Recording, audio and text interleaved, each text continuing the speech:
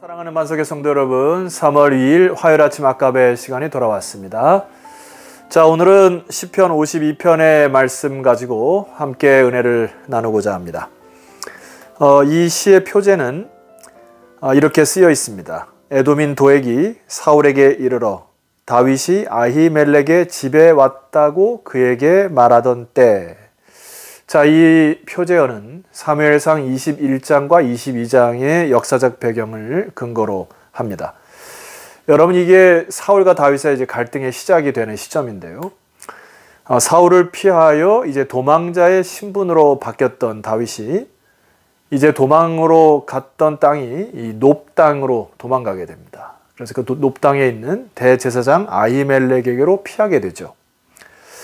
자, 그때 이제 다윗이 그 제사장에게 말하는 것이 뭐라고 얘기하냐면은 왕의 비밀스러운 일들을 내가 지금 수행하는 차에서 이렇게 왔으니 나에게 좀 먹을 것을 달라, 이렇게 이제 요구를 하죠.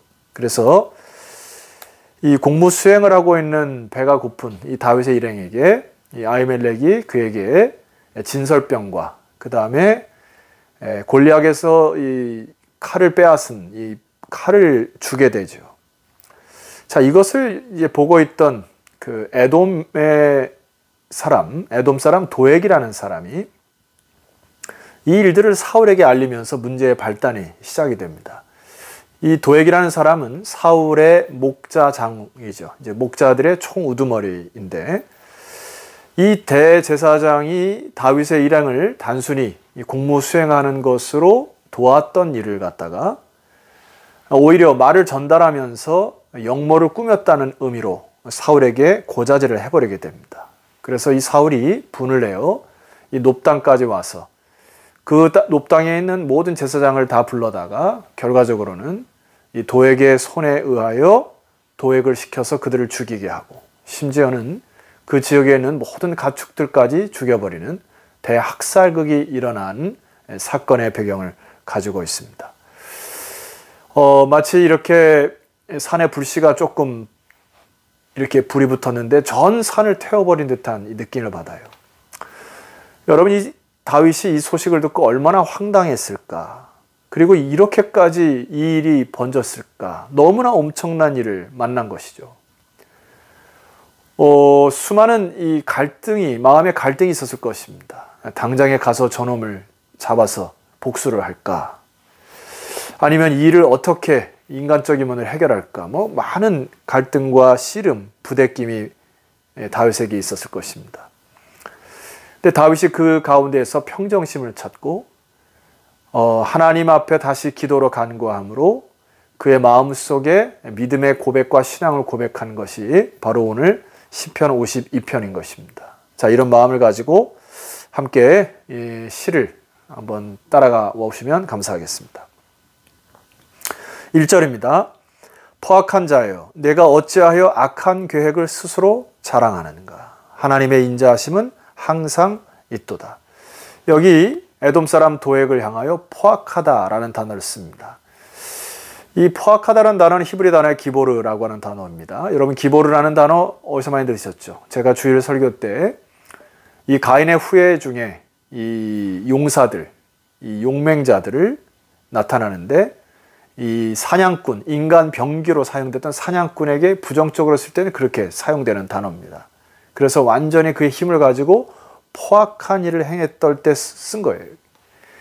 자, 그런데 다윗이 이 포악한 이 도액을 향하여 한탄하는 내용이 뭡니까? 악한 계획을 스스로 자랑한다. 이것이 마치 영웅적인 행위처럼 떠벌리면서 이 일들을 막 자랑하면서 다니는 것이 너무 힘든 거예요.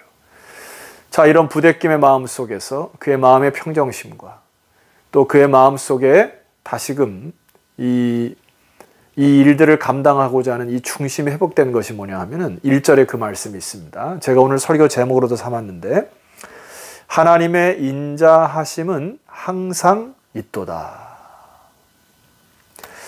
자, 여러분, 저나 여러분이나 또 많은 인간들이 이러한 그 억울한 상황이나 황당한 사건을 만나면 우리는 당연히 복수의 칼을 갈기도 하고 하나님께 때를 쓰며 기도할 것입니다. 하나님의 정의와 공의의 심판을 내려달라고. 그런데 이 시에서 다윗다움, 이 다윗의 중심이 하나님께 열려 있음을 알 수 있는 구절이 바로 하나님의 인자하심을 항상 나는 자랑하겠다. 여러분, 이것으로 다윗의 마음이 다스려지는 것을 볼 수 있습니다. 복수에 앞서서 하나님을 먼저 바라보고 하나님의 인자하심을 자랑하는 이 다윗을 만납니다. 계속해서 다윗이 시를 써내려가는데 도액을 이렇게 고발합니다. 내 혀가 심한 악을 꾀하여 날카로운 삭도같이 간사를 행하는도다. 도액의 문제점이 무엇일까요? 바로 이 혀의 잘못 놀림으로 인하여 마치 작은 불씨와 같은 것이 큰 산을 태우는 것처럼 여기 보면 날카로운 삭도같이 간사함을 행하였다. 문제가 뭐라고요? 간사함이라는 겁니다. 간사하다는 건 뭐지요? 자기의 이익에 따라서 어떤 사건을 비틀어서 자기가 유익하게만 하는 것이 간사한 것이죠. 그러니까 진실을 다 말하지 않고 반만 뚝 잘라서 얘기하거나 혹은 과정을 말하지 않고 결과만 얘기함으로써 상대방에게 이것이 분을 일으키거나 화를 일으키게 하는 것들, 이것이 너무나 위험한 처사입니다. 그래서 여러분, 우리는 이 언어와 이 혀의 말을 너무나 조심하셔야 됩니다. 3절이에요. 내가 선보다 악을 사랑하며 의를 말함보다 거짓을 사랑하는도다. 입으로 거짓을 말한다, 이 얘기하는 것이죠. 간사한 혀여, 너는 남을 해치는 모든 말을 좋아하는도다. 결과적으로 여기 남을 해친다, 이 잡아먹는다, 심지어 이 혀로 인하여 죽임을 당하는 일까지를 너는 간사한 혀로 다른 사람을 죽이는 일에 그것을 너무 좋아한다는 것입니다. 여러분, 이 혀의 권세가 성경에도 보면, 야고보서도 보면 이 혀로 죽이기도 하고 살리기도 하는 것이 혀의 권세에 달려있다고 합니다. 여러분, 우리도 얼마든지 사단의 유혹에 넘어갈 수 있으므로 오늘 이 설교 말씀을 들으시고 오늘 하루도 여러분 혀의 권세를 참 조심하셨으면 좋겠어요. 사실 이 죄악은 다시 자기에게 돌아오게 됩니다. 여러분 5절 말씀 보세요. 그런즉 하나님이 영원히 너를 멸하시며 너를 붙잡아 내 장막에서 뽑아내며 살아있는 땅에서 내 뿌리를 빼시리로다. 온전한 회개 없다면 하나님이 이 일을 신원 갚으실 것이다. 보세요. 너를 붙잡아 내 장막에서 뽑아내고 살아있는 땅에서 내 뿌리를 빼실 것이다. 하나님은 인자의 하나님이시지만 회개하고 돌이키지 않은 자에게 심판을 행하시는 공의의 하나님이시기 때문에 성경의 이 스토리를 쭉 보면은 여러분 도액의 심판의 과정은 구체적으로 나오지 않습니다만은 훗날 다윗 밑에서 일했던 요압 장군이 에돔 족속을 진멸하게 됩니다. 여러분 그 에돔 족속을 진멸하는 이 에돔 족속이 누구였다고요? 바로 도액이 에돔 족속이었어요. 결과적으로 그가 뿌린 대로 거두게 됩니다. 6절입니다. 이 다윗이 이제 도액의 이 모든 그 태도와 그리고 마음의 자세를 보고 이렇게 결론을 짓습니다. 6절입니다. 의인이 보고 두려워하며 또 그를 비웃어 말하기를 7절 이 사람은 하나님을 자기 힘으로 삼지 아니하고 오직 자기 재물의 풍부함을 의지하며 자기의 악으로 스스로 든든하게 하던 자라 하리로다. 도액 같은 이 간사한 자들이 무엇을 의지했다고 합니까? 자기 힘을 의지하고 또한 재물을 의지하였다. 아마 사울에게 있어서 사울에 의하여 아마 풍부한 포상과 재물을 받았으리라 봅니다. 다윗을 넘겨준 대가로 많은 재물을 받아서 그것을 의지하고 그것을 힘으로 생각한 것이죠. 그러나 성경은 뭐라 합니까? 그것을 악이라 해요. 그래서 그 마지막으로 자기의 악으로 스스로 든든하게 하는 것, 여러분 이것은 패망의 선봉이 되는 것입니다. 그러나 이 일을 겪은 다윗이 다짐하고 또 다짐하고 결단하는 내용이 8절 이하에 남아 있습니다. 8절입니다. 그러나 나는 하나님의 집에 있는 푸른 감람나무 같으며 하나님의 인자하심을 영원히 의지하리로다. 다윗은 자기가 오로지 하나님의 집에 있기를 원한다. 자기의 뿌리와 근간을 하나님을 벗어나는 것을 원치 않는다. 그리고 그곳에서 하나님의 인자하심을 영원히 의지하겠다. 그래서 그 결과로 하나님의 인자함을 경험하고 하나님과의 관계 속에서 푸르른 감람나무처럼 자기는 존재한다. 이것이 참된 복임을 안 것이에요.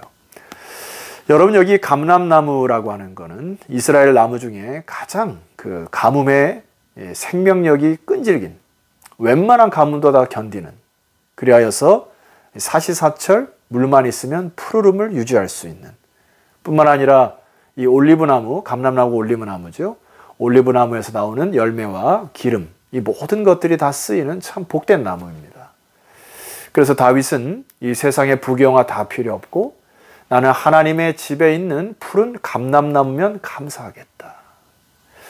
그러면서 그의 이런 믿음의 근거가 이 9절 말씀에 담겨 있습니다. 마지막으로 읽어드리겠습니다. 주께서 이를 행하셨으므로 내가 영원히 주께 감사하고 주의 이름이 선하심으로 주의 성도 앞에서 내가 주의 이름을 사모하리이다. 결론적으로 내가 많은 성도들 앞에서 혹은 나의 측근들 앞에서 믿음의 동역자들 앞에서 내가 영원히 주의 이름을 사모할 것이다. 그의 이름을 소망하고 또 하나님의 이름을 송축할 것이다. 이렇게 결론을 줘요. 이게 힘의 근원이 어디 있을까요? 바로 9절 초반절에 있습니다. 주께서 이를 행하셨으므로. 여러분, 여기 지금 과거형으로 쓰여 있는데 여기 행하셨다라고 하는 것은 구약 성경의 이 아사라는 단어인데요. 이 아사라는 단어는 창조기사에 하나님께서 첫째 날에 무엇을 창조하시고 할 때 이 아사라는 단어를 씁니다. 그러니까 하나님이 독특한 활동, 하나님이 창조의 영역, 이것들을 만들어내시는데 이미 다윗의 마음 속에는 무엇이 담겨 있습니까? 지금 나의 현실 속에는 굉장한 참담한 현실의 한복판에 서 있고 아직 모든 일들이 이루어지지 않았지만 주께서 이 모든 것들을 내가 이 은혜 가운데 서 있는 것처럼 하나님께서 모든 것을 이루실 것을 믿음으로 이미 과거형으로 이것을 이루셨다라고 하는 것을 믿음으로 선포합니다.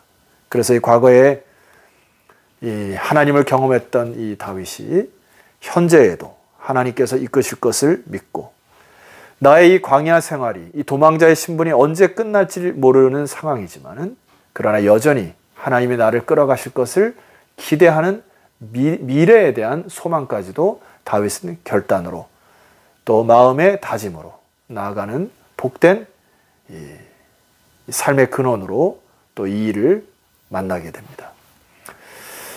여러분, 히브리서 기자가 히브리서 11장 1절에 믿음의 정의를 이렇게 이야기합니다. 믿음은 바라는 것들의 실상이요 보지 못하는 것들의 증거다. 이것을 쉽게 풀어 쓴 성경에 보면은 믿음은 우리가 바라는 것들에 대해서 확신하는 것입니다. 또한 보이지 않지만 그것이 사실임을 아는 것입니다. 다윗에게는 믿음이 있었어요. 이 사건 속에서 하나님의 인자하심은 영원하실 것이기 때문에 나는 하나님의 집에 있는 푸른 감람나무로 족하고 이 나머지 모든 일들은 주께서 신원하실 것을 믿고 그의 마음의 평정심으로 다시금 믿음의 길을 걸어간 다윗처럼 저와 여러분도 이 시기에 이 다윗과 같은 믿음의 회복과 축복이 있기를 주 이름으로 축원드립니다. 기도드리겠습니다. 하나님 아버지, 이 방송을 듣는 모든 주의 백성들이 하나님의 인자하심만이 영원함을 발견케 하시고 이 모든 것을 이루신 주 하나님만을 바라보며 이제 앞으로 주의 이름을 송축하고 주의 이름을 사모하는 믿음의 백성들이 다 되게 하옵소서. 예수 그리스도 이름으로 기도드렸사옵나이다. 아멘. 자, 성도 여러분, 내일 아침은 시편 53편으로 찾아뵙도록 하겠습니다. 내일 뵙겠습니다.